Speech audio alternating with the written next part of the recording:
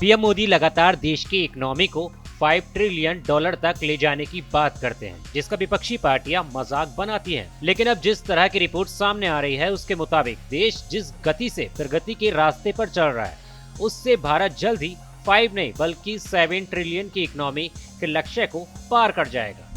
ये दावा किया है हाल ही में आई SBI की रिपोर्ट में, जिसमें भारत में गरीबी घटने का दावा किया गया था। अब क्रिसिल की रिपोर्ट में देश की तेज विकास दर के आधार पर अनुमान लगाया गया है।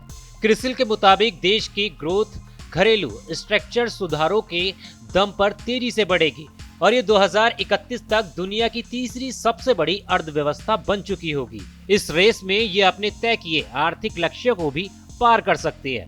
क्रिसिल इंडिया आउटलुक रिपोर्ट में कहा गया है कि 2023 में भारत की विकास दर 7.6% तक जाने के बाद साल 2024-25 में 6.8% हो सकती है, लेकिन साल 2031 तक भारत की औसत विकास दर 6.7% रहने से प्रति व्यक्ति आय को अपर मिडिल क्लास कैटेगरी में पहुंचा सकती है और तब भारत में कैपिटल इनकम बढ़कर $4500 हो सकती है। वर्ल्ड बैंक की परिभाषा के मुताबिक निम्न माध्यम आय वाले देशों के प्रति व्यक्ति आय $1000 से $4000 के बीच होती है, जबकि उच्च मध्यम आय वाले देशों में प्रति व्यक्ति आय $4000 से $12000 के बीच होती है। भारत की तरक्की में सबसे बड़ा हाथ मैन्युफैक्चरिंग सेक्टर का है।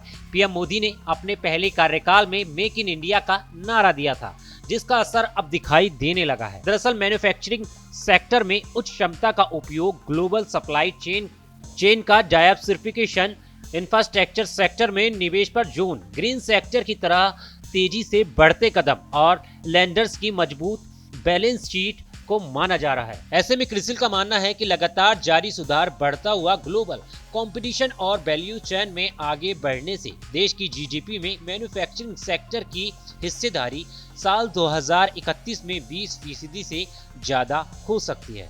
आगे चलकर भारतीय इकोनॉमी की ग्रोथ में जिन दूसरे सेक्टर्स का बड़ा रोल रहेगा, उसमें शामिल है electronics, electric vehicle, energy transition industry, वहीं मैन्युफैक्चरिंग और सर्विसेज सेक्टर साल 2031 तक भारत की ग्रोथ में सबसे ज्यादा हिस्सेदारी निभाते रहेंगे। इन दोनों को ताकत देने के लिए घरेलू और ग्लोबल डिमांड मौके मुहैया कराती रहेगी। क्रिसिल के मुताबिक साल 2025 से साल 2031 के बीच मैन्युफैक्चरिंग सेक्टर में 9.1% और सर्विसेज सेक्टर में 6.9% की दर से ग्रोथ का अनुमान है। क्रिसिल का कहना है कि इससे आने वाले इन 7 वर्षों के दौरान भारत की जीडीपी मौजूद $3.6 ट्रिलियन के आकार से बढ़कर साल 2031 तक $6.7 ट्रिलियन की हो जाएगी। लेकिन आपको बता दें कि ग्रोथ के इस रास्ते पर भू राजनीतिक तनाव, आसमान, वैश्विक सुधार, जलवायु परिवर्तन और तकनीकी ब्रेकर्स तरक्की के रास्ते में आते रहेंगे।